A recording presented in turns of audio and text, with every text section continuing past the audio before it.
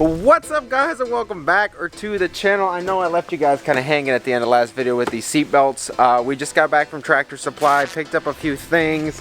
Honestly, you guys know I love my gear wrench tools, so we had to get this set. I'm hoping this is a big enough E-Torx for us to remove that seatbelt bolt. If not, it's gonna be one of those days. I also got one of these because with the Tahoe with no seatbelts, I can't return the four-wheeler to my buddy. So we got this adapter because our Gen Y here is a 2.5-inch hitch. The trailer is a 1 7/8 or 1 3, whatever, the small ball. The Gen Y only's got the 2 5/16 and the 2-inch. So what we're gonna do is we're gonna take this out when we gotta return it.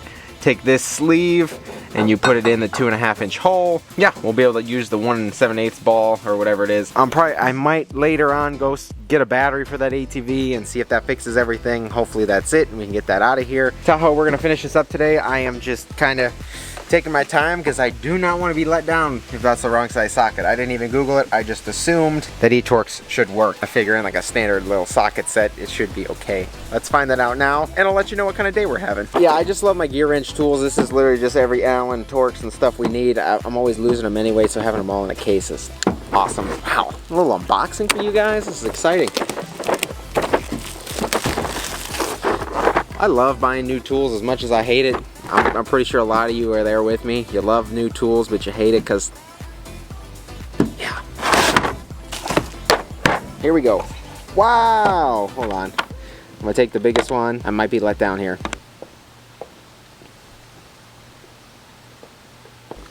Not even gonna show you guys. 100% let down. So too small. It's an E16, so I'm guessing it's the E18.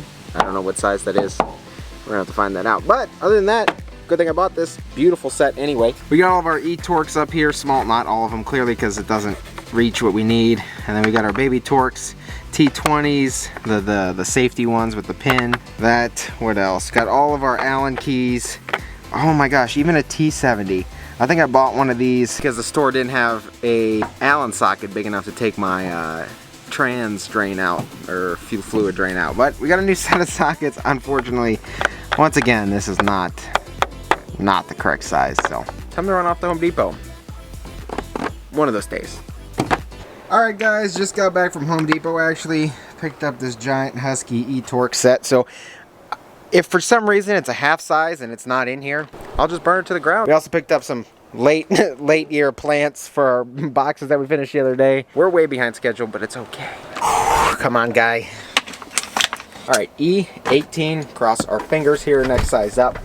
Oh, there it is, E18. So if you have a Tahoe, Silverados aren't even like this, but maybe this year Silverado with the, you know, the plastic back seats might have this, but it is an E18 socket, if you guys are wondering. Finally solved the mystery, and we can get this thing out. Take this, slide it through. Front seat belt is off. We're gonna put our E-Torx, our problem nut, back on there so we don't lose it. But after all that, you got your full seat belt out with your wiring. Oh, wow, so glad to have that out. All right, and this one back here, to finish this seat off, it's nothing. As you can see, I already popped this plastic off. This one will have to come off the side too. There's 2 screws there, and then these will also come off here. So you're literally gonna want to literally take all, oh, and lose them while you're at it. Don't do that. Take all your T30s out.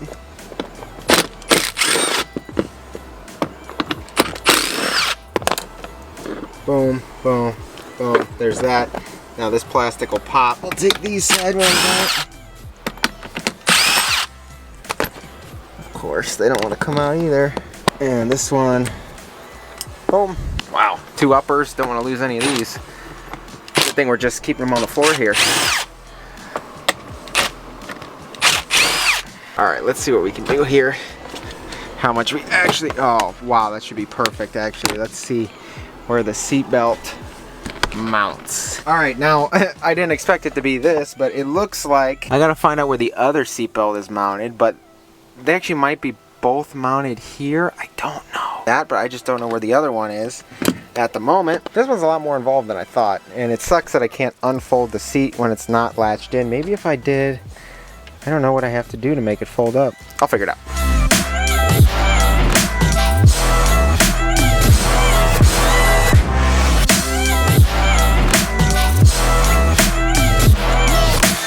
I guess I could fold it up the whole time. I don't know what was wrong yesterday.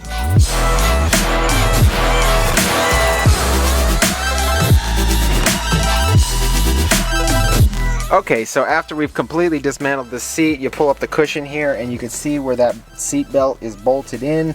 I didn't want to take off the whole cushion and all that stuff, but I forgot that I unbolted this on the side. I just got to figure out where it is mounted on top. It's probably somewhere right in there, which will be fine. I think it's already there, ready to go, so I could pull that out and this will be ready in a second.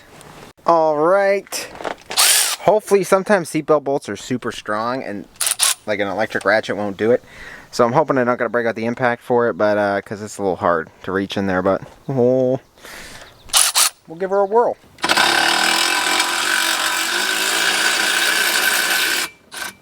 There we are. Bolt. We'll definitely leave that in there so we don't lose that. Now, in my Ram, I did the lower buckle portion too, so my whole belt in that truck is done, including the back seats and stuff. However, in this Tahoe, there's like plastic covers on the buckle end of the belt. See if I can show you here on a seat that's not really folded up and mushed, but you see there's plastic on the buckle end. So if you took this plastic off, yes, the belt itself inside is black. You can't see it. I ain't gonna send those portion of the belt in. There's zero reason to. I know some of you out there are gonna be like, do it right, get the whole belt done. But you know what? This is one of those instances where if you work, just say at Safety Restore and you were replacing belts, sewing belts all day, would you want to deal with somebody who sent in the plastic cover that you can't see anyway? Yeah. You don't gotta worry about that. Even though it is black underneath, that plastic cover will never be off. Your vehicle may very well be different, and if you can see the webbing down there, send it. Like I sent my truck in, so the whole belt is purple. I just spilled soil over here. Yes, I need a vacuum. You can see right there, you see the lower half of the belt is purple as well, going up through the seat. I can't really, truck's too tall to get in there and show you, but yeah. See, the lower half of the belt is done because it's visible. If it's not visible, don't waste your time taking it out and don't waste someone else's time trying to web it because it's not going to be seen anyway. So anyway, now the belt will come through, and then at the top here you pull the plastic through the bottom portion of the belt, and oh baby, now you have your whole rear seat belt out of the seat. So yeah, you definitely have a full like project. If you got the third row seats, the rest of them come out super easy. But other than that, third row is a little more difficult and involved, as you can see, but that's what makes the builds.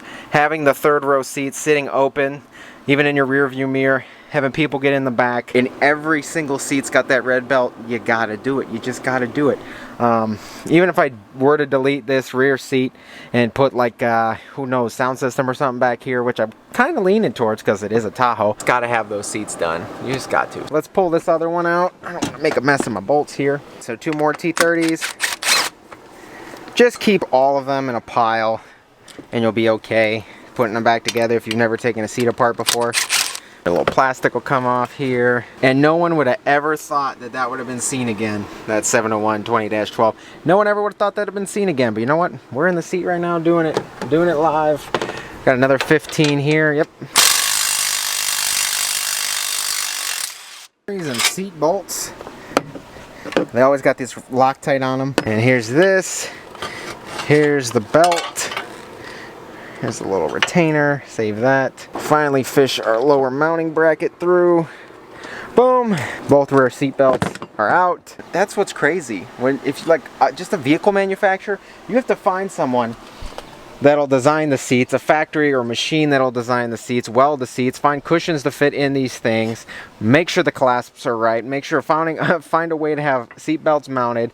All of the whatchamacallit underneath here with all the contraption of 1, 2, 3, all these levers, all those cables. Someone has to design that.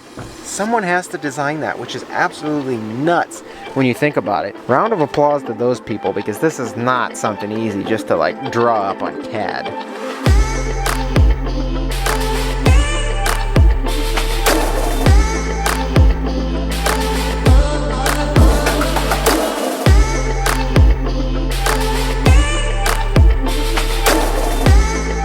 Alright Alright guys, a little tight in the back of the Tahoe here, but this one came out a lot easier, honestly. It had the hardest one honestly was this middle one because the seatbelt bolted underneath the cushion. This one bolted on the side, so it took no time at all. Getting this back in will be no trouble. The only thing was, for some reason this one locked down too. I thought I could have did everything in the garage, but no, that was definitely not the case. So I had to put it back in so I could fold it up and get to those bolts and such. But final seat belt is out.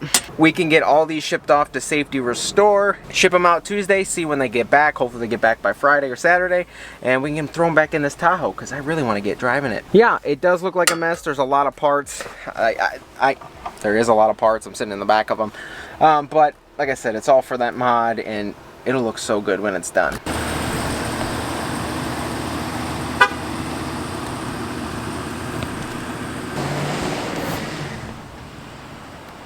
So I know I didn't film it, I just catching up with my buddy. He just got a new 2020 2500 6.6 liter gasser. He wanted to get the diesel, but it's just kind of a work truck, and I ceramic coated it and did whatever for him. But just catching up, so I didn't really film much. You'll definitely see that truck on the channel here soon. He really wants to lift it and stuff, so that'll be super fun. Yeah, but just kind of catching up with him. Did that really quick. As you can see, I stopped my project to help him, so I gotta clean all this stuff up. We rolled the 35 up next to his truck. I will put that on the I'll put that on the screen here. It looks so darn good. He needs to do that. I guess that's about it, guys, and I will catch you in the morning. Well, okay guys, we have all of our Tahoe seat belts in this box. All 7 of them packed up, wrapped up, ready to go. I've got our little shipping label ready to go out to Safety Restore. Alright guys, we're actually at UPS right now. 2 days should get to Safety Restore. They'll do it in 1 day, 24 hours, like complete turnaround. Belts will be swapped and they'll ship back to us. So it's Tuesday, let's see when these get back. Let's go. While we're at it, we're gonna run across the street to AutoZone. That's where I got a battery for my quad, so I'm gonna get one for the Rancher, and hopefully that solves all of our issues, hopefully. Completely forgot it at home, so I'm gonna have to avoid that cord charge, but oh yeah. And we figured out the socket to get her bed off the truck, so we gotta get one of those too. I probably should have zoomed out of here, but there's a dump truck coming. Anyway, good thing it's across the street. We're gonna take care of that really quick. Hopefully that fixes our quad. Alright guys, we got our battery. Still, gotta clean up the dirt, but that's besides the point. Ugh. I talked to the guy at McGoy's. We got a new set, one of the McGoy's control arms, upper control arms for this lift coming. Like I said, it's gonna be the 9-inch lift, so the control arms are really gonna help us with, you know, the extra, pretty much all McGoy's lifts that are adjustable on like these trucks. It's pretty much using a leveling kit on top of the coil spring, and you'll get your 10 inches of lift. On an independent front suspension vehicle, it's pretty much the lifted strut. You put like a preload spacer in the on the strut, so the coil pretty much compresses more, so it'll push the front end up a little more. But when you do that, obviously you're just like my Silverado, your control arm angles are off. So we're getting hooked up with a set of McGoy's upper control arms, so we're definitely going to get those powder coated. I'm going to show you guys something. Powder coating samples I got from Prismatic. Well, I'll tell you my second option here in a second. Don't be upset, don't be mad. I just feel like for this vehicle or the paint color, these are our only options. Yep, some of you might be mad, but it's a handful of red powder coating samples. Well, why am I matching the Tahoe to red powder coating? I'm going to show you the one that I really like. So all these are pretty much top coat colors. The only one that's not is this right here, and this is Illusion Cherry. Look at that in the sun. Look at that metallic flake in there. First of all, we're going to do a paint correction on this. I think in the next video you can see how many swirls are in there. Oh, that's actually really bad. Look at that. Yeah, that's awful. As you guys can see, look at that. Obviously, you could tell that there's a ridge here just because I'm holding something on top of the paint. But if you really look at it, the Illusion Cherry kind of blends with the paint super well. This is almost a deeper red. Don't be mad at me if you guys are upset about that, because putting a color underneath red, kind of hard. You could do white. You could do like a gold kind of color, get like that mustard yellow kind of. Seen that done, it works well. But for this Tahoe, like I said, I wanted clean, just like almost an everyday vehicle for somebody to drive that's like this. You get the best of both worlds. Powder coated suspension, red and black accents. All of it matches. Illusion cherry, like I said, underneath with rock lights on it. It's gonna shine. And like I said, at this distance, underneath the vehicle, you won't be able to tell it's that. It's not even off. It's just a hair darker. It's an idea I'm throwing out there. Get the calipers done, do all that. But everything else, Illusion cherry cross members. Under here, our McGoy's is gonna have, you see our trailing arm there. There's a bracket that goes there, so that looks super sweet. You'll be able to see the red there. I do want to get our diff cover off. We might be able to do the front diff cover too, even though it's you drop the whole diff because it's an independent front suspension. But kind of want to do all that stuff. Take those stuff off and get this Illusion cherry underneath, so it's just a clean, and obviously our upper control arms are just gonna look sweet. I feel like it's gonna bring this Tahoe together. It's gonna look really, really sharp. Super satisfied with the first illusion color I've used from Prismatic, so we're gonna give it another shot. So with that quad, I don't think it's the battery so much as, well, here's the thing. The thing wasn't charging. We replaced the stator, the rectifier. The only thing left literally is a battery, and I feel like it just couldn't physically charge. So, serious and I guess real test here. Well, we got power. We'll choke it.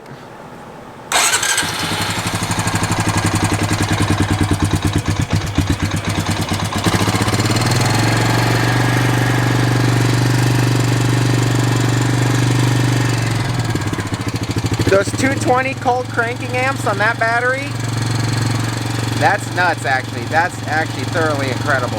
Wow. That thing started right up. I'm gonna put that down. No idea where my multimeter is at, but I've got my power probe, which kind of works, kind of sucks because we got to use a different battery to test another battery. So, I mean, it still seems to be running well. Real test here. Got 12 volts going there.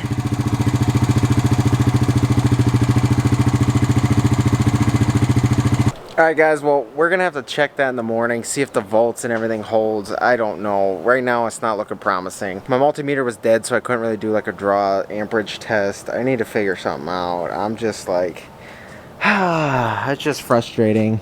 Well, guys, without further ado and everything else, I think I apologize, but that's just gonna do it for today's video.